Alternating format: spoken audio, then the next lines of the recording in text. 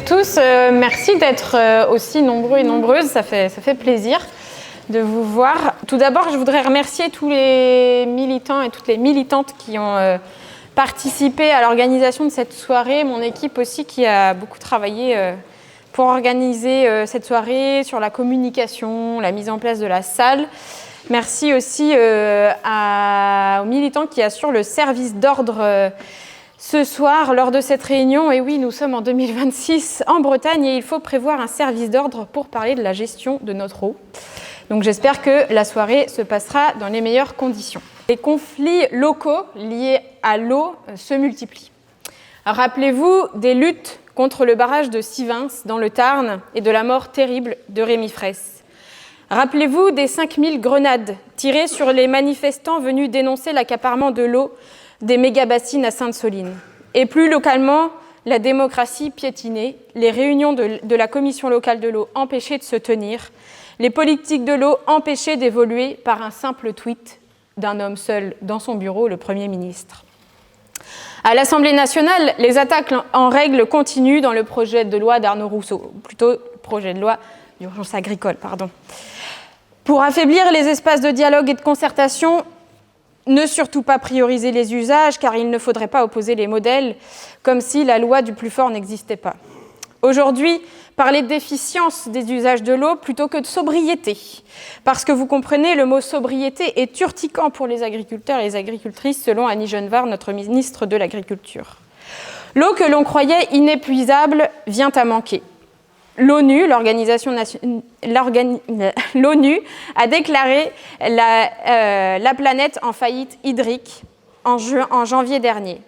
50% des cours d'eau sont en mauvais état écologique et depuis le début des années 2000, l'État français a été condamné 6 fois par la Cour de justice de l'Union européenne pour manquement à la réglementation concernant la protection de la ressource. Voilà suffisamment de raisons d'organiser cette réunion publique. Le 28 juillet 2010, l'Assemblée générale des Nations unies a adopté une résolution définissant le droit à l'eau comme un droit fondamental de la personne humaine. Pourtant, en France, des centaines de milliers de citoyens et citoyennes n'ont pas encore accès à une eau sécurisée. Je ne parle pas seulement d'avoir une eau de qualité, mais d'avoir un robinet avec de l'eau qui coule. J'ai vécu à Mayotte et je sais ce que c'est que d'avoir des coupures d'eau pendant plusieurs heures, voire plusieurs jours. En Guadeloupe, un quart de la population n'a pas d'accès quotidien à l'eau. Mayotte, la Guadeloupe, ça peut nous paraître lointain, mais c'est la France, c'est la République. Ou plutôt, c'est la France que la République abandonne. L'eau est une ressource précieuse quand elle est rare. Elle peut aussi devenir le plus grand danger quand elle est trop abondante. Je pense aux milliers d'habitants et d'habitantes du territoire qui ont été victimes des inondations ces 2 dernières années. À Guichin, Pont-Réan, à Guipry-Messac, à Redon. Les inondations sont la conséquence du dérèglement du cycle de l'eau à cause de l'activité humaine. Le problème, c'est que l'eau ruisselle trop vite parce que les sols ont été artificialisés, les zones humides détruites, le cours des rivières rectifié, les haies arrachées. Pour se protéger des inondations, il faut donc garder un maximum l'eau dans les sols. Alors voilà le cycle. L'océan, l'évaporation, la pluie évidemment, et le ruissellement jusqu'au fleuve, jusqu'au lac, et ensuite retour dans l'océan, au passage dans les nappes phréatiques. Tout ce cycle est naturellement mondial. Les océans déterminent le tapis roulant. Il va créer le climat, et les océans eux-mêmes dépendent des pôles. Tout cela se tient en un tout mondial. Tout cela est déréglé. Du fait du réchauffement climatique, les pôles fondent. Le pôle sud, 2 fois plus vite qu'ailleurs. Comme les pôles fondent, évidemment, cela change le niveau des eaux. Des centaines de villes sont menacées. Sur les 20 les plus menacées, 10 sont à nos portes en Méditerranée. L'eau potable du monde représente à peine un petit pourcent de l'eau disponible. Évidemment, comme 60% de cette eau potable est disponible dans seulement 9 pays, qu'est-ce que cela crée à votre avis ? Par la force des choses, des tensions. Donc l'eau, phénomène naturel, devient phénomène politique, de compétition pour y accéder. Vous avez peut-être reconnu, c'est un extrait du discours de Jean-Luc Mélenchon le 10 avril 2021. Le travail mené par mon groupe parlementaire de la France Insoumise depuis bientôt 10 ans sur le sujet de l'eau s'inscrit dans la lignée de ce discours. En 10 ans, nous avons déposé 3 propositions de loi pour inscrire dans la Constitution le droit à l'eau et à l'assainissement. En 2021, nous avions dirigé une commission d'enquête sur les mainmises des intérêts privés sur l'eau et ses conséquences. L'année dernière, à l'initiative de Gabriel Amar, ici présent, nous avons aussi fait adopter une résolution européenne sur la reconnaissance du droit fondamental à l'eau et à l'assainissement au sein de l'Union européenne. Et plus récemment, Gabriel a remis un rapport sur les conséquences pour les collectivités territoriales de la transposition et de la mainmise et de la mise en œuvre de la directive européenne relative à la qualité des eaux destinées à la consommation humaine, que vous pourrez retrouver sur la table là-bas. Il y a plusieurs exemplaires. Pour parler de notre eau, nous avons réuni ce soir des intervenants et intervenantes experts, expertes, des témoins pour illustrer concrètement leur intervention. Je remercie Florence Abetz, hydroclimatologue, Michel Demolder, président de la commission locale de l'eau du Sage-Vilaine, et Gabriel Amar, député insoumis du Rhône, auteur notamment du manifeste pour une gestion publique de l'eau que vous pourrez retrouver en vente aussi là-bas. Entre leurs interventions, nous écouterons le témoignage de Céline, habitante de Kipri-Messac, qui a été victime des inondations, et Didier, agriculteur qui exploite des terres dans le périmètre de protection d'un captage d'eau potable et qui s'est converti à l'agriculture biologique. Ouais, vous pouvez les applaudir aussi. Et après ces interventions, nous prendrons comme d'habitude le temps d'un échange et ensuite nous partagerons un moment convivial. Avant de commencer, je voudrais remercier les associations et collectifs qui ont tenu un stand avant la réunion, qui sont juste derrière. Leurs stands seront ouverts aussi après la réunion.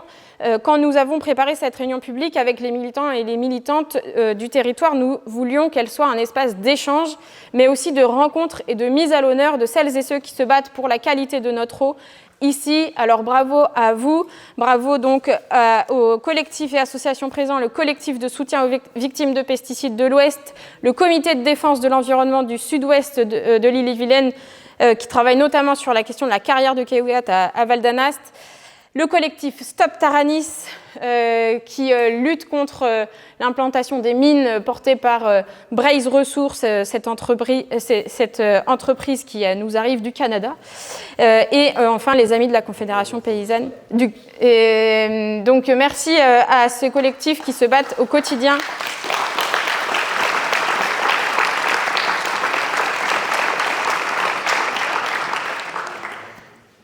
Avant de commencer, donc, je vais laisser la parole à Céline qui va nous parler de ce qu'elle a vécu lors des inondations. C'est un témoignage qui, je pense, est difficile parce que c'est une situation traumatisante pour des centaines de personnes d'avoir vécu ces inondations. Vous habitez à Guipry-Messac, dans un quartier qui a été touché. Et donc, nous, on voulait savoir comment ce risque impacte votre vie. Comment vous vous adaptez désormais pour vivre avec ce risque d'inondation qui, je le rappelle, s'est répété d'une année sur l'autre, donc qui n'a plus de caractère exceptionnel. On a eu 30 cm d'eau dans la maison, ce qui n'est pas énorme, compte tenu de ce qui a pu arriver à d'autres personnes. Mais tout de même, on a dû vivre 2 mois en dehors de chez nous. Alors ça veut dire, nous, on a 2 grands-enfants qui sont internes et une petite de 7 ans. Donc une semaine chez des amis, une semaine chez d'autres amis, 5 jours à l'hôtel. Et puis on est revenu chez les amis parce qu'ils étaient en vacances aussi, ils nous ont prêté leur maison. Donc heureusement que la solidarité est là. Donc c'était épuisant, puis on a loué un gîte, etc. Et donc c'était il y a 1 an et demi quasiment. Et là j'étais encore en train de faire du carrelage, moi, tout à l'heure, juste avant de venir. Donc les assurances, les impacts au quotidien, c'est ça, hein, c'est le fait de devoir déménager. Après on a vécu dans notre maison avec plus de murs, hein, comme beaucoup de gens qui ont été inondés ont pu vivre ça. Pendant hyper longtemps, on a eu des travaux que en septembre. Je ne sais pas si c'est une chance du point de vue de la planète, mais en tout cas pour nous ça a été une chance, il a fait très chaud dès le mois d'avril l'année dernière. Donc on n'a pas eu besoin de chauffage, parce qu'on avait 2 poêles à granuler, tous les 2 étaient touchés, donc on n'avait plus de chauffage non plus. Voilà, et les assurances, eux, ce qu'ils font, ils nous assurent pour reconstruire à l'identique. On a une vieille maison en pierre avec du placo et la laine de verre. Nous, on a dit, on ne va pas refaire ça, étant donné qu'effectivement, tous les ans, ça va potentiellement être la même chose. On ne va pas reposer du placo et de la laine de verre et tous les ans vivre 6 mois dans un chantier, pas possible. Donc à nos frais, fort heureusement, notre famille a pu nous aider. On a refait, et on a beaucoup réfléchi, c'était pas simple non plus, parce qu'on n'est pas du tout nous, du bâtiment, etc. De refaire autrement, c'est-à-dire que là, l'eau, elle va venir, on va ouvrir les portes, comme nous a dit un expert du bâti ancien, on va la laisser passer, et après on va nettoyer. Voilà. Mais du coup, c'était à nos frais parce qu'on a utilisé des matériaux résilients, puis c'est vrai qu'on avait aussi envie d'utiliser des matériaux qui étaient quand même écologiques pour pas. Enfin, voilà, tout ça, c'est quand même un système, hein, c'est pas que l'eau. Voilà, et donc ça nous a coûté des sous, donc il y a des choses qu'on a faites nous-mêmes, c'est pour ça qu'on est encore là dans les travaux. Et pour la petite anecdote, nous on est danseurs de métier. On a une salle de danse sur parquet chez nous. Le parquet a littéralement flotté. Et donc là, moi je m'étais dit psychologiquement, oh, j'attends janvier. Si en janvier il n'y a pas de problème, on reposera un parquet. Je m'étais dit, ça va me rassurer et ça va aller. Ah bah non, en janvier, on était le soir où l'eau est montée le plus. On demandait aux enfants d'aller prendre des photos pour savoir si on devait rentrer en urgence pour monter les meubles. Donc ça ne m'a pas rassuré. Donc cette salle de danse est toujours une salle sur une dalle de béton. Voilà. Voilà ce que je peux dire sur le vécu d'une famille. Ce que je peux peut-être ajouter, c'est que sur notre commune, Guy-Primessac, il y a des gens qui sont régulièrement inondés. Il y a beaucoup d'habitations qui sont résilientes parce que les gens ont pris des nouveaux matériaux, donc il y a une expertise aussi par rapport à ça. Je ne veux pas parler pour les autres, mais j'ai tendance à penser qu'il ne faut pas imaginer que c'est parce qu'on a 15-20 cm d'eau dans sa maison tous les ans qu'on peut supporter d'avoir 1,60 m, voire plus. Là, c'est traumatisant, vraiment. Enfin, c'est déjà toujours traumatisant d'avoir... là, c'est vraiment, vraiment très difficile. Donc voilà. Merci pour ce témoignage qui nous permet aussi de rentrer un peu dans le vif du sujet. Et donc, je vais laisser la parole maintenant à Florence Abex. Je vous remercie vraiment d'être présente parmi nous ce soir. Donc, c'est en mars dernier que j'ai fait votre connaissance à l'Assemblée Générale d'Agrobio 35. En ressortant, j'avais dit à mon équipe, prenez son contact parce que si jamais on organise une réunion publique sur l'eau, ce sera, je pense, très intéressant de vous avoir avec nous et nous y sommes. Vous êtes hydroclimatologue, directrice de recherche au CNRS, mais aussi présidente du conseil scientifique de l'Agence de l'eau du bassin Seine-Normandie et membre du comité national de l'eau. Autrement dit, vous avez presque inventé l'eau chaude. J'ai 3 questions pour vous, libre à vous d'y répondre, comme vous le souhaitez. Donc, pouvez-vous nous présenter rapidement votre travail, les missions d'une hydroclimatologue? Quel constat faites-vous sur la modification du cycle de l'eau à cause de l'activité humaine? Qu'est-ce que cela engendre comme risque pour l'humain? Et donc, évidemment, ça fait écho avec le témoignage de Céline précédemment. Merci beaucoup. C'est une bonne idée en fait d'expliquer un peu ce que c'est que notre métier. Moi je travaille, je dis que je suis hydroclimatologue, donc ça veut dire qu'on regarde les évolutions du climat, les fameuses projections climatiques, qu'est-ce qui s'est passé, qu'est-ce qui va se produire, quels sont les futurs possibles, et on essaye de regarder les impacts sur l'hydrologie, donc sur les débits, les crues, les sécheresses, les inondations. Et en fait, moi, ça fait bientôt 30 ans que je fais ça. Et ce que je peux vous dire, c'est que il y a 30 ans, c'était même pas le 21e siècle.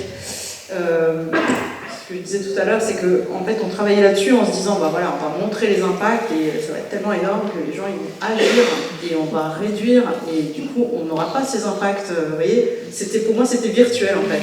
Ça, c'est des choses qui ne vont pas se passer parce qu'on va agir avant. Et donc, au bout du 4e, 5e exercice, vous savez, le GIEC, etc., à chaque fois, on refait des travaux et on se rend compte que, en fait, non, ça se précise, on y va vraiment, on prend vraiment ce chemin-là.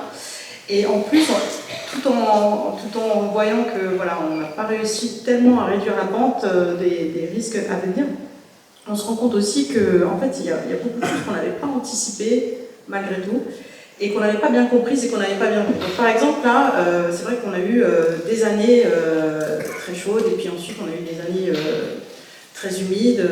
Et en fait, ce qu'on se rend compte aussi, c'est que des choses qui nous ont un petit peu passé dessus, c'est que, en fait, il y a la variabilité naturelle du climat, le fait que cette semaine il va faire 30 degrés alors que...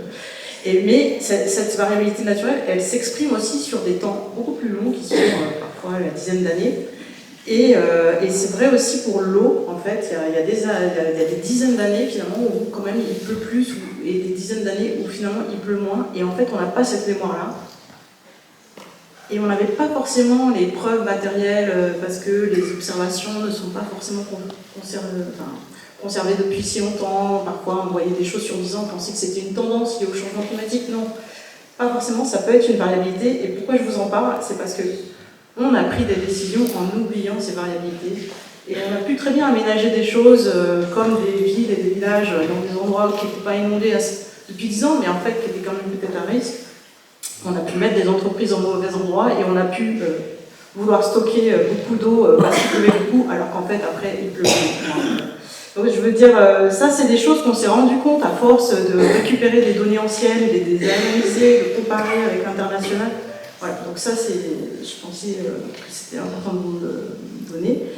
Et puis bien sûr, dans les éléments que l'on voit, hein, qu'est-ce qui impacte vraiment l'évolution de ces débits, de ces sécheresses et de ces crues? Bien sûr, le climat, on le voit, on sait que le changement climatique, ça va accentuer les fortes précipitations, très fortes précipitations, donc des crues qui peuvent se produire un peu partout, en fait, pas uniquement proche des rivières. Pourquoi? Parce que quand il pleut 100, 150 mm ou même en vrai pendant quelques heures, eh bien, tout le monde est à risque d'inondation. Ça, c'est quelque chose que l'on sait, que l'on doit venir, qui va s'intensifier, et pour autant, je pense qu'on ne prend pas la mesure. Là, on a parlé de maisons inondées, mais il faut bien aussi avoir en tête qu'il va y avoir des usines inondées, des produits chimiques qui vont donc être inondés, qui vont s'écouler, qui vont tout polluer. Ça, le risque combiné, c'est ce risque-là, je trouve qu'il n'est vraiment pas assez pris en compte, et c'est bien dommage parce que c'est dommage d'attendre des catastrophes annoncées. Voilà.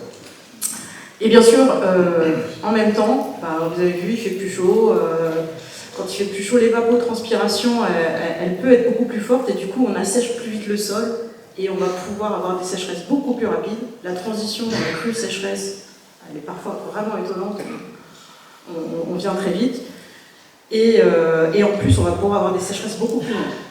Alors ça, c'est des choses où on n'est vraiment pas habitué dans nos régions. Donc ça c'est aussi un moyen de s'adapter. Voilà, l'introduction, on a dit surtout pas la sobriété.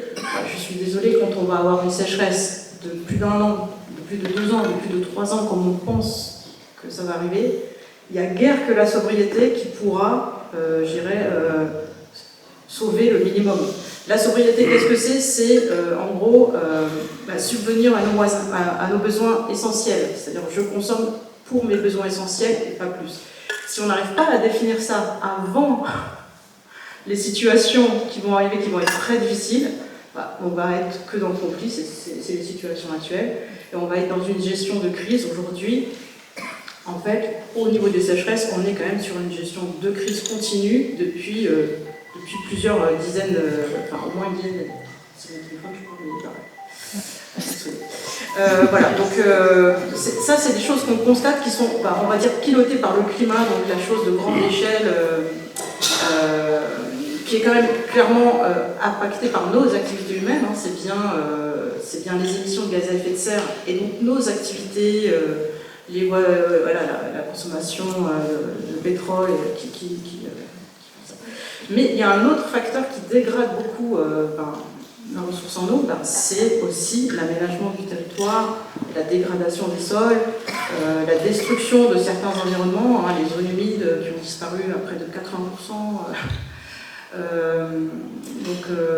fait qu'il y ait de moins en moins de prairies, le fait qu'il y ait beaucoup moins de bocage, tout ça joue fortement finalement.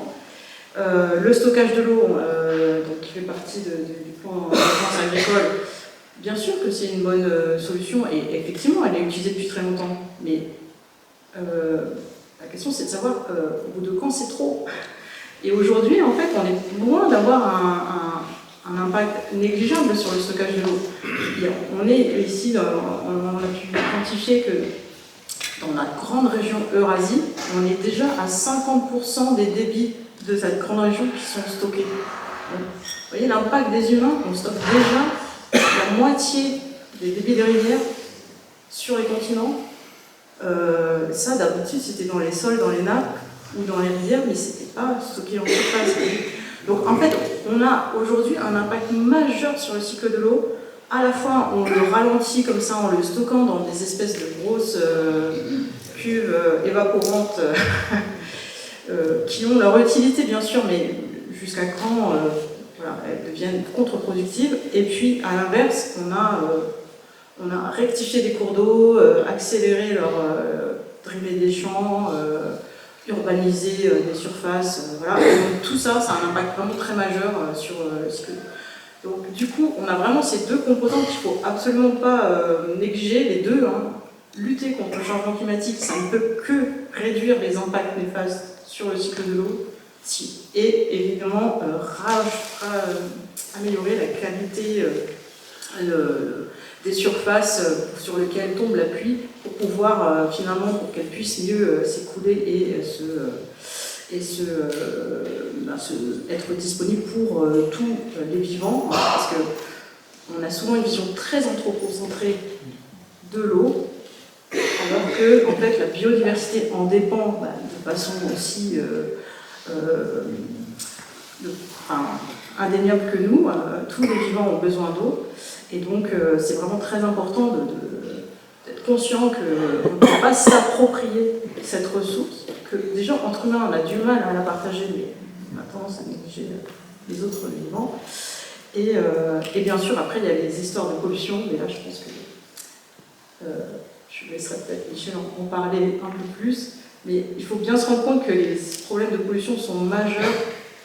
On a un héritage de tous les usages de produits passés qui finalement, on le sait maintenant, qu'un polluant soit émis dans l'air, sur le sol, ou même soit un élément de bâtiment, ils vont finir par se retrouver dans l'eau. Donc ça, c'est vraiment quelque chose dont on est bien conscient par la dégradation, par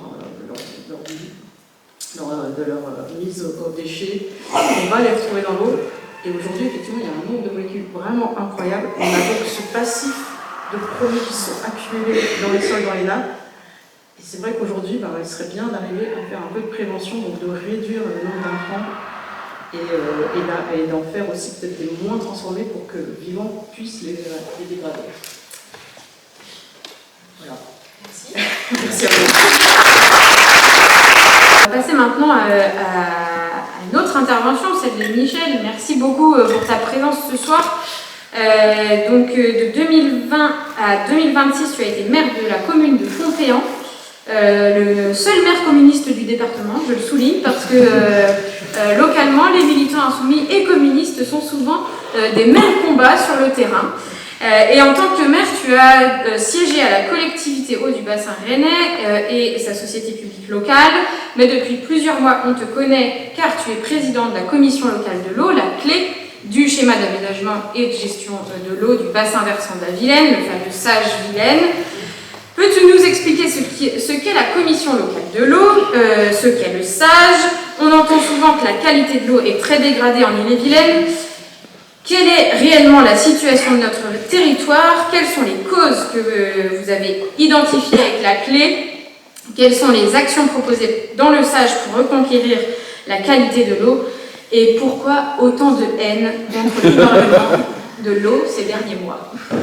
Alors je vais essayer de compléter ce que Florence a présenté, puisque une commission locale de l'eau, elle est définie par un arrêté préfectoral, et ça fait suite à la loi sur l'eau de 1992. En France, on a la loi de 64 qui a créé les grands bassins hydrographiques, notamment opposé l'agence de l'eau de Loire-Bretagne. La loi de 92, voilà, qui a dit il faut aussi créer des schémas d'aménagement et de gestion des eaux en s'appuyant sur les commissions locales de l'eau. Puis ensuite, on a la loi sur l'eau et milieu aquatique de 2006 qui a introduit la directive cadre sur l'eau de 2000. Donc on a des cadres réglementaires, législatifs, et on évolue en tant qu'élu, quand on est respectueux des lois de la République, dans ce cadre-là, et c'est important de le préciser. Et donc, une commission locale de l'eau, elle existe sur le bassin de la Vilaine depuis 1998. Le bassin de la Vilaine, c'est un grand bassin, c'est 11 000 km², c'est 2 régions, 6 départements, essentiellement Ille-et-Vilaine, Morbihan, Loire-Atlantique et Côte d'Armor, puis un petit bout de Mayenne et Maine-et-Loire. Et c'est 1 300 000 habitants, et vous voyez bien que quand on parle d'outils de planification, il faut qu'on regarde aussi ce qui va se passer dans l'avenir. On parle de l'état des lieux, de ce qu'on appelle le milieu aquatique, on parle de masse d'eau, si on veut être sur un aspect technique. Et puis on regarde tous les aspects, l'aménagement des milieux aquatiques, des zones humides, dans quel état elles sont, hein, la qualité de l'eau, la gestion quantitative de l'eau, les risques. On a eu un témoignage sur les inondations. Sur le bassin de la Vilaine, il y a un peu plus de 10 000 bâtiments concernés par des risques d'inondation. Voilà, donc il y a, on pourra en parler peut-être avec la personne qui est intervenue, un programme d'action et de prévention des inondations qui est mis en place aussi, hein, donc il y a des choses qui peuvent bouger. Et donc le rôle de la commission locale de l'eau qui est composée de 30, pour le bassin de la Vilaine, c'est comme ça, il y a un collège d'élus, c'est obligatoire, hein, donc il y a 39 élus, il y a 22 représentants de ce qu'on appelle les usagers, qui sont soit des acteurs économiques, donc les chambres du commerce, industrie, les chambres d'agriculture, l'agriculture biologique, et puis des acteurs associatifs, hein, associations environnementales, associations de consommateurs, fédérations de pêche, etc. Et puis vous avez les représentants des services de l'État. Donc on a 39 élus, 22 membres des usagers et 11 représentants des services de l'État. Et donc quand on a décidé en 2022 de dire il faut qu'on révise notre schéma d'aménagement des eaux, hein, puisqu'on avait eu un premier sage en 2003, l'actuel il date de 2015, et on se rendait bien compte qu'avec l'accélération du changement climatique, il fallait qu'on accélère sur les aspects protection des milieux aquatiques, des zones humides, et aussi sur la qualité de l'eau. Donc à partir de là, on part d'un état des lieux, et puis on a toute une démarche, on définit des stratégies d'action, et on vote ce qu'on appelle un projet de SAGE, qui est soumis ensuite à la consultation des personnes publiques associées, c'est-à-dire l'ensemble des collectivités, des chambres consulaires, et ensuite il y a une consultation, alors qui est beaucoup plus réduite, qui dure qu'un mois, du public. Hein. Et ensuite, on est censé voter le SAGE, et c'est les préfets qui votent un arrêté interpréfectoral qui met en œuvre le SAGE. Et c'est important parce que le SAGE, il y a deux documents, il y a un règlement, hein, on a un projet de SAGE avec 15 règles, et les règles sont opposables au tiers et à l'administration, donc obligé de les suivre. Et puis ensuite, on a un programme d'aménagement et de gestion durable, un PAGD, avec 73 dispositions. Et là, on vise un peu des acteurs qui sont soit les collectivités, parce qu'elles vont gérer l'urbanisme, elles vont gérer la gestion des eaux pluviales, elles vont gérer l'eau potable, elles vont gérer l'assainissement. Donc vous voyez bien que tout est lié, hein, entre le grand cycle de l'eau, qui sont les cours d'eau, et le petit cycle, on assimile souvent à des tuyaux, mais ce n'est pas que des tuyaux. Hein. L'eau est un bien commun, donc il faut regarder tout ce cycle-là. Et puis ensuite, l'objectif, c'est de se dire, on met ça en œuvre sur une période d'une douzaine d'années, de façon à vérifier qu'on atteint le bon état des masses d'eau. Mathilde faisait état des dégradations de nos eaux. Hein. 92% des masses d'eau, donc c'est-à-dire les sous-bassins versants du bassin de la Vilaine, sont ne sont pas en état favorable. C'est-à-dire soit c'est en état médiocre, soit en état mauvais, soit en état moyen, alors que la directive 4 sur l'eau visait le bon état des masses d'eau en 2015, avec des reports en 2021, puis ensuite 2027. Et nous sommes en 2026.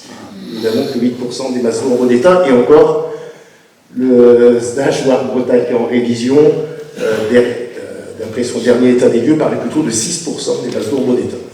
Donc nous, derrière, c'est à partir de ces constats, collectivement, qu'on essaye de trouver un consensus et des compromis, hein, parce que derrière, vous voyez bien que si on dit, faut qu'on arrête l'interdiction de tous les pesticides, certains acteurs ne sont pas prêts, et puis ce ne serait pas forcément logique dans une étape de temps de 10-12 ans. Hein. Donc on a trouvé des règles qui ont été votées par 39 personnes, il y a eu 18 abstentions, aucune voix contre. Je tiens de rappeler sur le message, y compris avec la participation des services de l'État. Et donc, les règles que vous avez peut-être davantage entendu parler, hein, c'est l'interdiction des herbicides de maïs sur les aires d'alimentation prioritaires. Donc, ce n'est pas sur tout le territoire, c'est 2% des zones agricoles, hein, du bassin de la Vilaine, c'est pour resituer les choses. Et peut-être que le mot interdiction et la suppression d'herbicides, hein, en haut lieu peut-être au niveau de la FNSEA, certains ont vu rouge, et je pense qu'en accord avec le gouvernement, on se dit à un moment donné, il faut qu'on arrête qu'un sage émette cette idée-là, qui est le plus grand sage de France, qui peut peut-être faire en sorte que d'autres s'approprient aussi des approches qui puissent être les mêmes. Et puis on avait aussi dit, On interdit des nouveaux drainages en zone humide. En Bretagne, c'est appliqué. C'est déjà appliqué parce qu'on a un programme de directive nitrate qui l'applique. Donc c'est plutôt en Loire-Atlantique où c'est pas appliqué. Et puis les zones humides, c'était surtout viser les collectivités pour que les collectivités ne détruisent plus les zones humides, qu'on les conserve. On parle d'îlots de chaleur dans nos villes, etc. Donc on a besoin de conserver ça. Et puis il y avait aussi l'interdiction d'irrigation dans les zones humides. On n'interdisait pas de faire des retenues d'irrigation, il n'y en a pas beaucoup sur le bassin de la Vilaine. On n'est pas sur des méga bassines. On a des légumiers qui ont besoin d'avoir de l'irrigation, ça a toujours existé longtemps.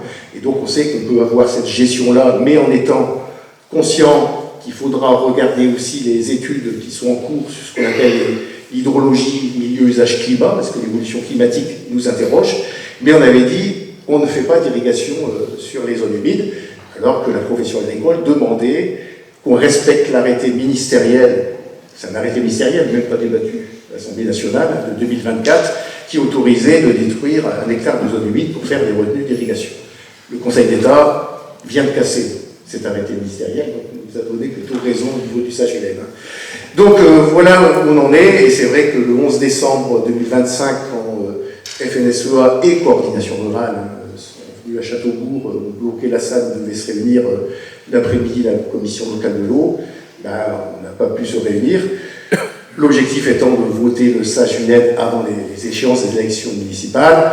On s'est dit, bon, voilà, on va reporter ça en janvier, et puis juste avant notre clé, il y a eu un tweet du Premier ministre Sébastien Lecornu disant moratoire sur l'eau, plus question de bouger tant qu'il n'y a pas eu de discussion autour de la loi qui est en discussion actuellement, la dite loi d'urgence et de souveraineté agricole. Et voilà, il y a eu un très bel article du Monde montrant que cette décision d'un seul homme n'a aucune base juridique. Nous sommes une commission administrative, on ne peut pas attaquer cet aspect-là, mais de ce fait, les services de l'État n'ont plus participé aux commissions locales de l'eau, et la prochaine, où on aura la participation des services de l'État, sera le 25 juin. Je suis encore président de la clé jusqu'au 25 juin, je n'y serai plus après, et l'objectif c'est de valider le SAGE-Vilaine en septembre.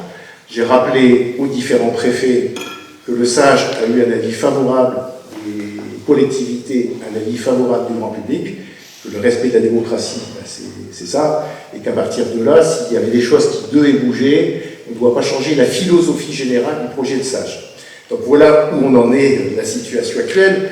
Mais je tiens à dire que quand on fait un schéma d'aménagement et de gestion des eaux, on essaye de prendre en compte l'ensemble des usages et l'ensemble des parties prenantes.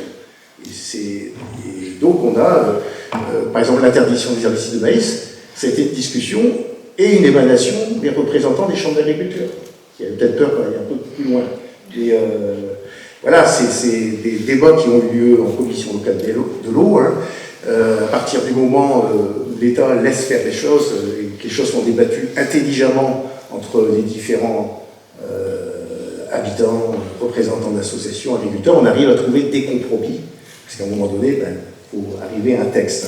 Et je pense qu'on est dans une étape où je vois quand même beaucoup de choses se passer, où l'État veut reprendre la main sur la politique de l'eau, mais en ayant une vision sur la politique de l'eau uniquement économique.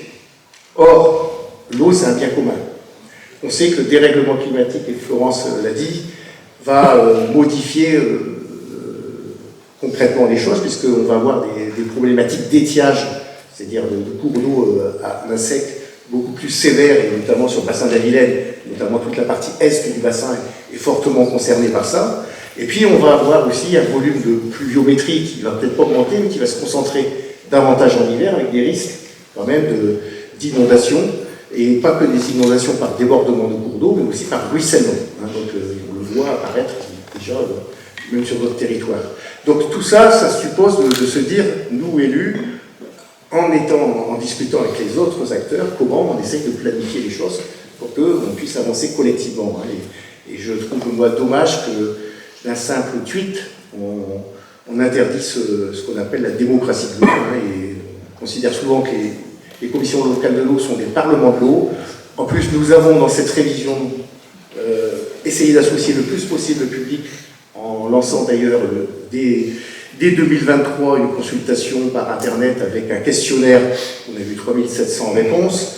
On a eu plusieurs centaines d'ateliers citoyens, où les gens ont pu exprimer aussi qu'est-ce qu'ils attendent de l'eau, et qu'est-ce qu'ils attendent d'ailleurs de décisions qu'on peut prendre.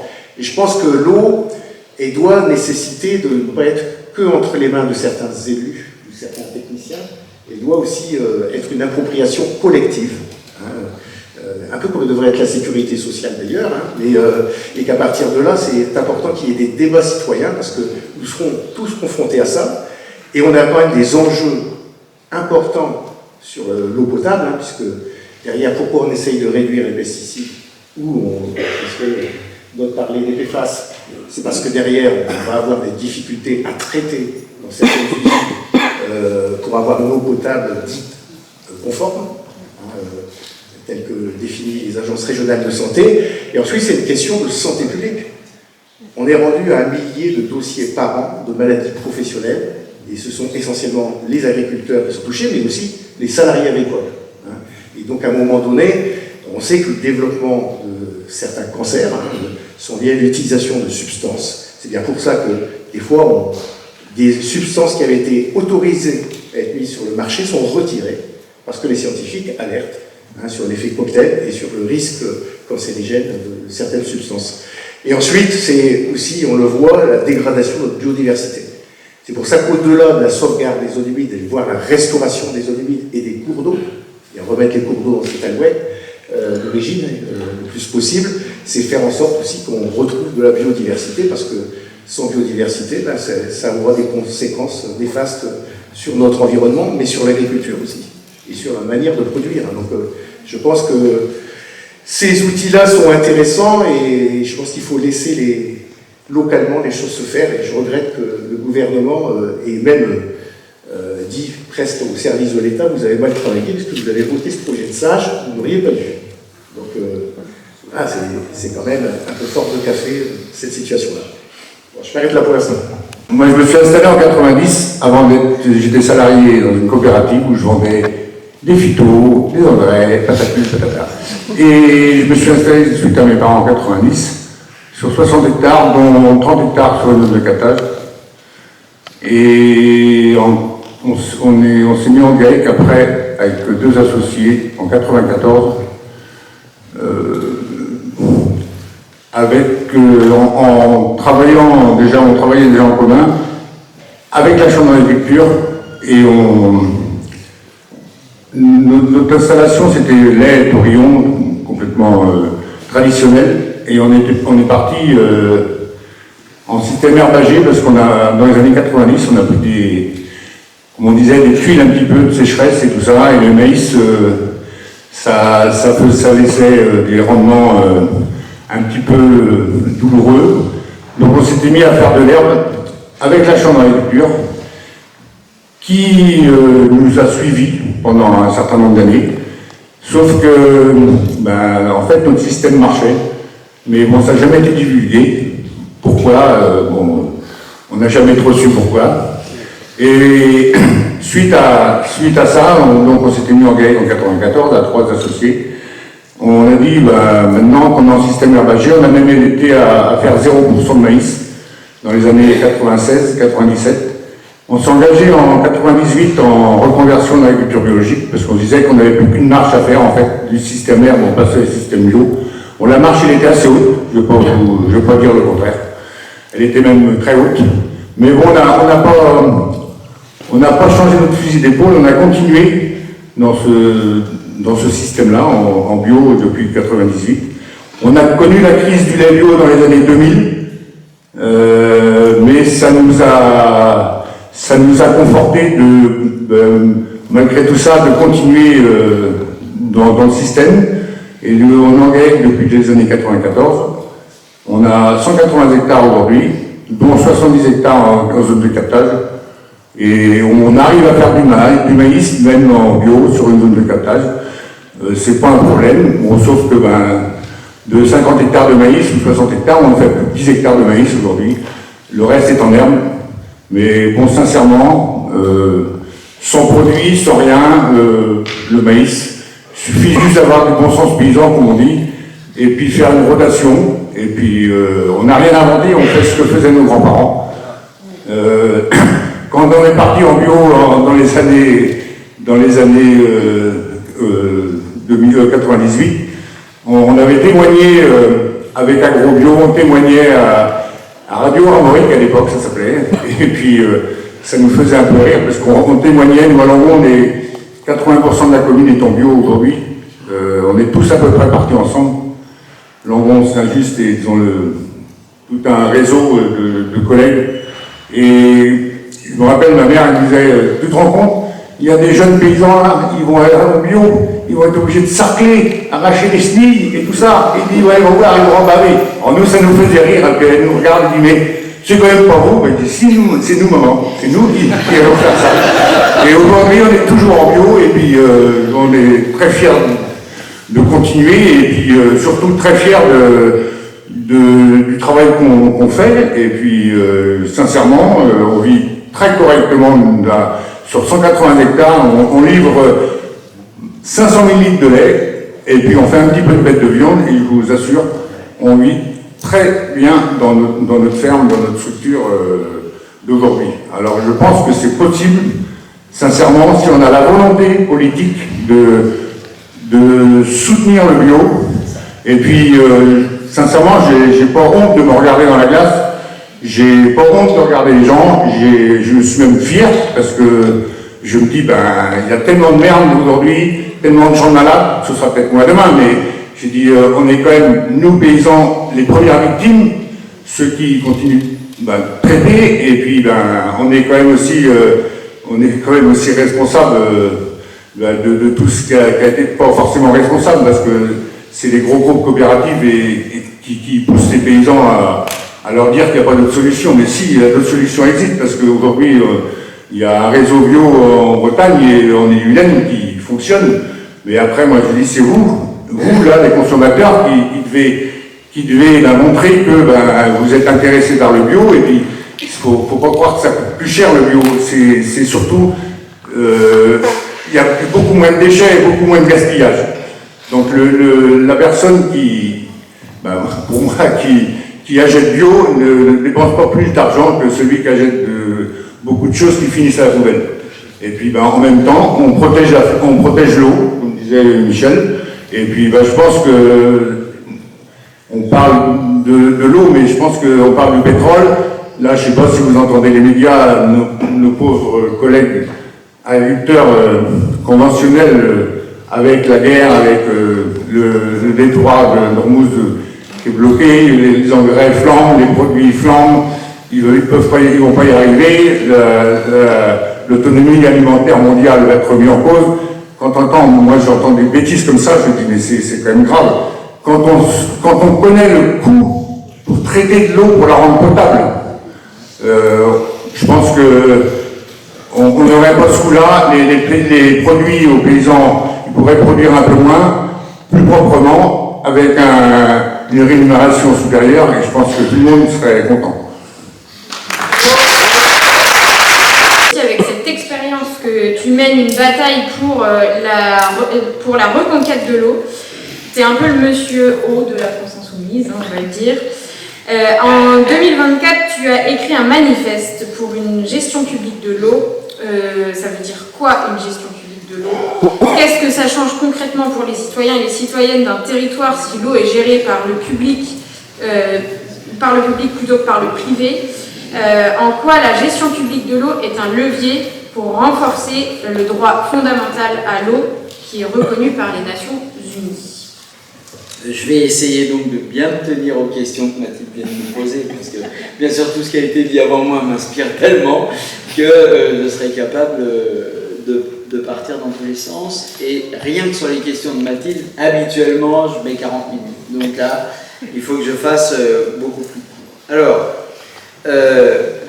pourquoi la gestion publique de l'eau? D'abord parce que à l'instar de ce que m'ont appris à la fois Daniel Mitterrand et Jean-Yves Mélenchon, l'idée que je me suis faite, ça a été que l'eau était un bien commun indispensable à la vie et que d'une manière est marchandise. C'est comme ça que j'ai commencé à entrer dans le sujet et à essayer avec d'autres, on n'était pas nombreux, 4 ou 5, 6 ou 7, à tourner le pays pour dire c'est l'égal du rayon de soleil et de l'air que l'on respire, la preuve 3 jours sans eau et nous sommes morts, 3 minutes sans air et nous sommes morts. Et puis finalement je me suis dit en chemin que non, c'était pas un bien, en tout cas pas de nous les humains, mais que c'était plutôt un commun que nous avions en partage avec le vivant, qu'il soit végétal ou animal. Et que nous baignons tous dans le même bain, que l'eau soit à l'état liquide ou à l'état gazeux, et que tout ça ne connaît pas de frontières, et que nous sommes, comme dit Gilles Clément, dans un même jardin planétaire. Partant donc de tout ça, en effet, progressivement, j'ai souhaité qu'à la fois au plan local, mais si possible, le plus tôt possible, avec un accompagnement budgétaire national et une future loi sur l'eau, on y intègre le fait qu'on termine le travail, parce que votre mobilisation, la mobilisation des citoyens, la mobilisation et le courage politique d'un certain nombre d'élus fait qu'aujourd'hui, il y a plus de gestion publique du petit cycle de l'eau et de l'assainissement qu'il n'y en avait il y a 20 ans. Je vais y revenir dans un instant.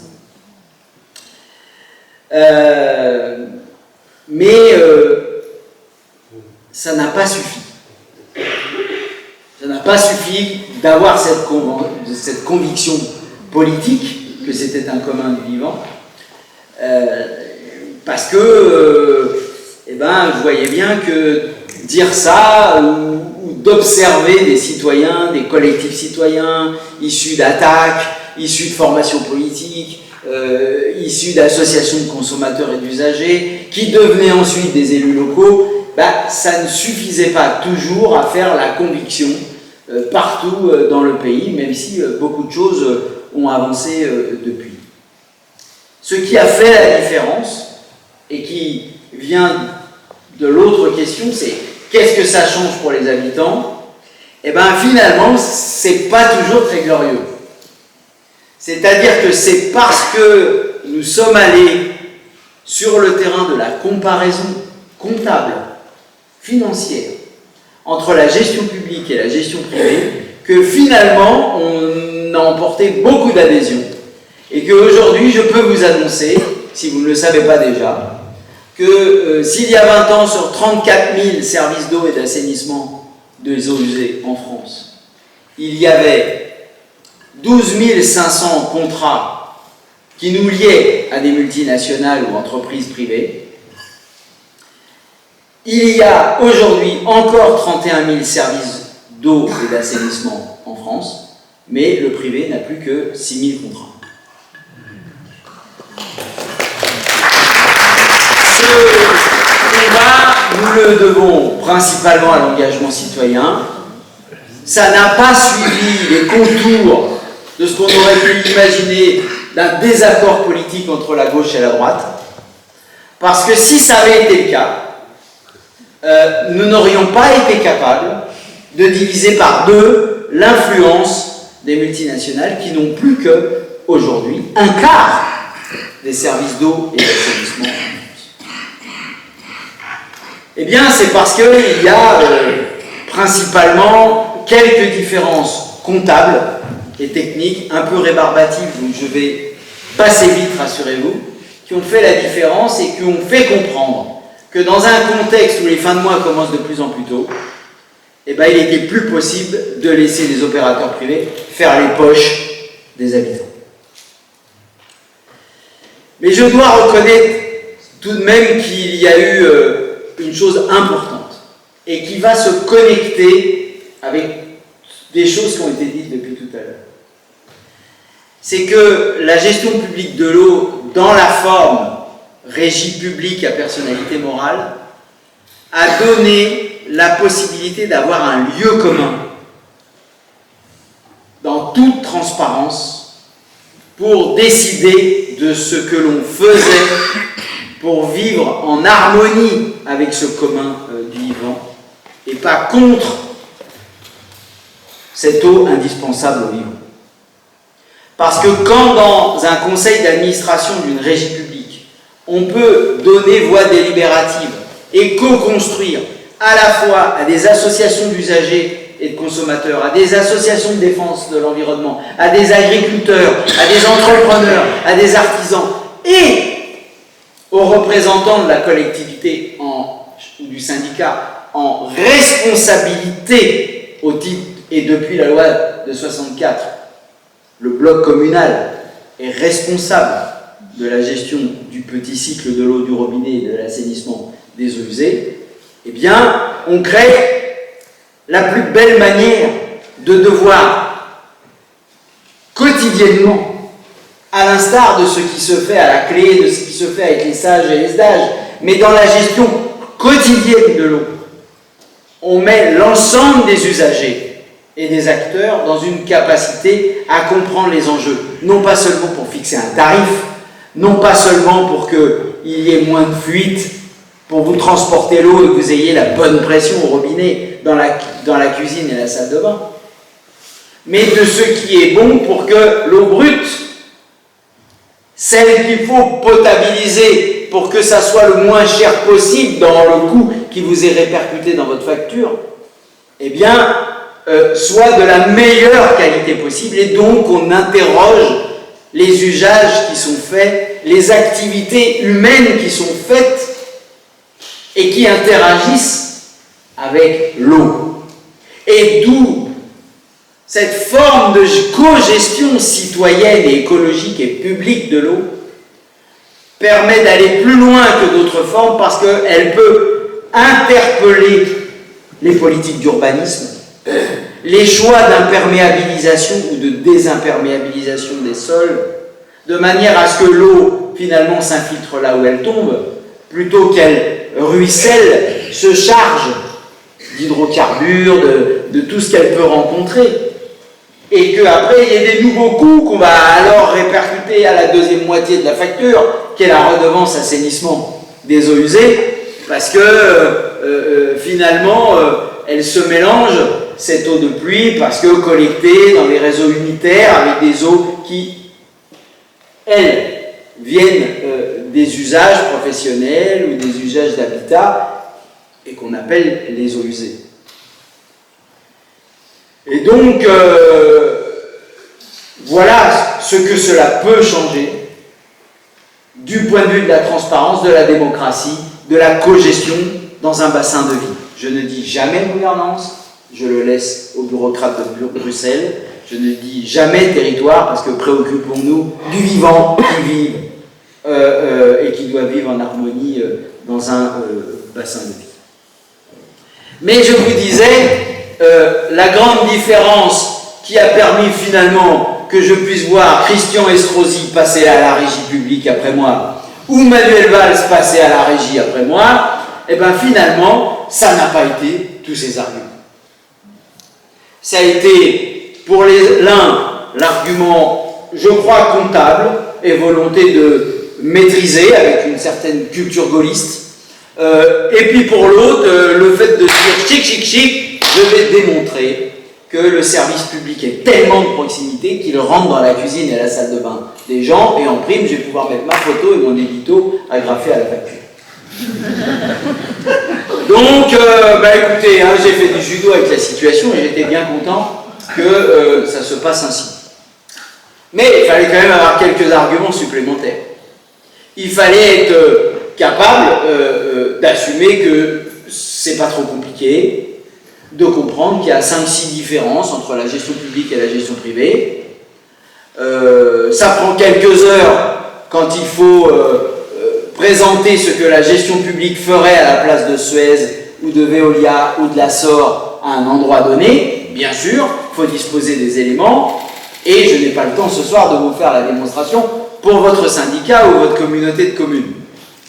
Mais je veux pouvoir dire que chaque fois qu'on l'a fait en s'adressant à des élus municipaux, même à la quasi-dernière minute, avant qu'une délibération soit prise pour repartir dans une procédure pour choisir un opérateur privé, chaque fois que les portes et les fenêtres ont été ouvertes par la mobilisation des citoyens ou par simplement la courtoisie de bien vouloir nous recevoir, dans 9 cas sur 10, les élus ont retiré les délibérations pour repartir avec le privé, Dans 9 cas sur 10, ils ont choisi la gestion publique. Sinon, on ne serait pas 20 ans plus tard avec seulement un quart des services gérés par le privé, là où avant il y avait un tiers, et ce tiers représentait 75% de la population française.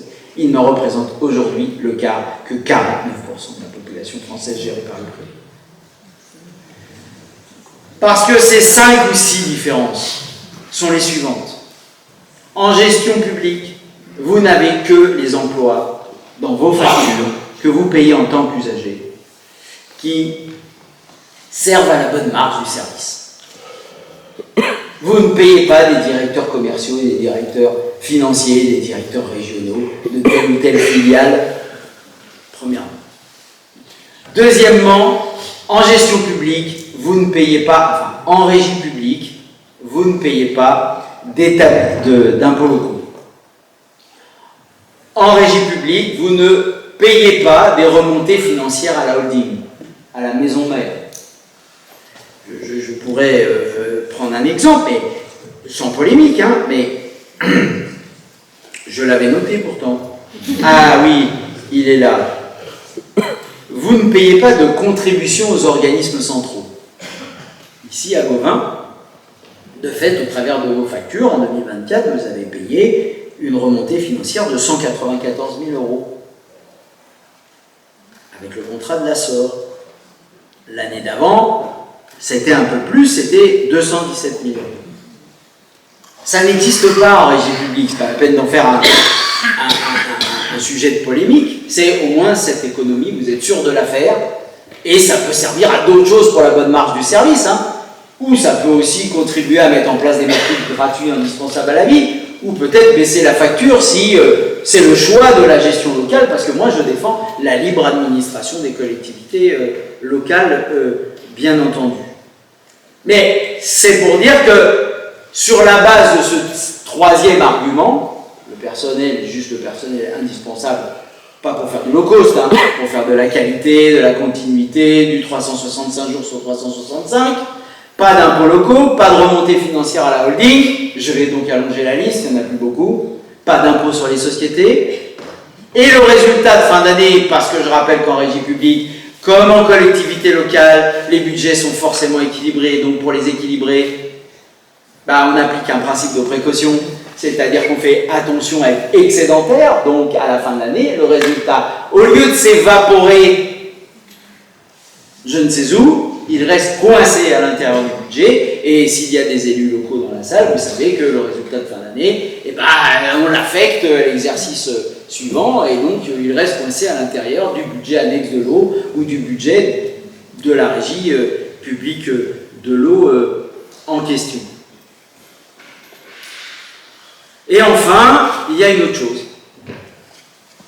C'est que quand on signe un contrat avec un opérateur privé pour 10 ou 15 ans, ou 20 ans maximum, tel que le prévoit la loi, et qu'on lui confie des investissements, des travaux d'extension du réseau, parce qu'il y a un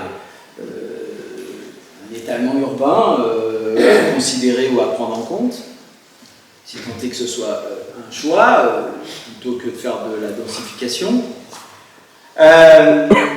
ou que vous lui confiez des renouvellements à faire, donc avec des renouvellements, ça peut porter sur de l'électromécanique, ok, ça se paye et ça s'amortit en 5 ans, ou que vous lui confiez à reconstruire un château d'eau ou à changer des mètres linéaires de tuyaux, eh bien, je vais conclure. Des mètres linéaires de tuyaux, eh bien, il va le faire. Comme les métiers sont les mêmes, qu'on travaille dans le public ou dans le privé, les fontainiers, les grutiers, les ingénieurs, les techniciens ne sont pas concernés par mon propos. Ils sont compétents. Mais vous allez payer les investissements que vous leur confiez au travers de votre facture d'eau sur la durée du contrat. Ah oui, il faut que quand même ils aient pu se financer et amortir les travaux qu'ils ont réalisés pour votre compte dans le cadre du contrat. Hein. dans les 10 ans considérés. Mais quand on est en régie publique, on a des durées d'amortissement techniques et financiers qui sont liées à la durée d'utilisation sans changer les tuyaux ou les infrastructures ou superstructures concernées, selon des règles liées à la comptabilité publique. Et donc, les mêmes millions d'euros que, en gestion déléguée au privé, vous payez sur une durée de 10 ans au travers de votre tarif, eux ils disent prix, nous on dit tarif, au mètre cube, ces mêmes millions d'euros sur 10 ans, vous comprenez que les mêmes millions d'euros sur 30 ou 40 ans, ou 50 ans pour la fonte fabriquée à Pont-à-Mousson en France, eh bien, ça ne vous coûte pas le même prix au mètre cube chaque année. Voilà pourquoi ce sont des arguments de cette nature qui ont fait que ces différences pour la gestion, pour les usagers, ont conduit à ce qu'il y ait de telles performances pour la gestion publique et que le sens de l'histoire de la patrie républicaine des Français, eh bien, ça a été d'amplifier, développer la gestion publique et citoyenne de l'eau au travers des régies publiques ces 15 dernières années. Voilà ce que je pouvais dire pour répondre à la question et aux questions, pardon. Et pour conclure, vous dire tenez bon. Ça fait longtemps que ça dure, ce mauvais moment à passer, où vous n'êtes pas respecté dans ce que vous construisez démocratiquement, localement. Alors profitez-en, en 2027 il y a un rendez-vous, lisez les programmes, hein, et puis choisissez librement, mais surtout lisez les programmes.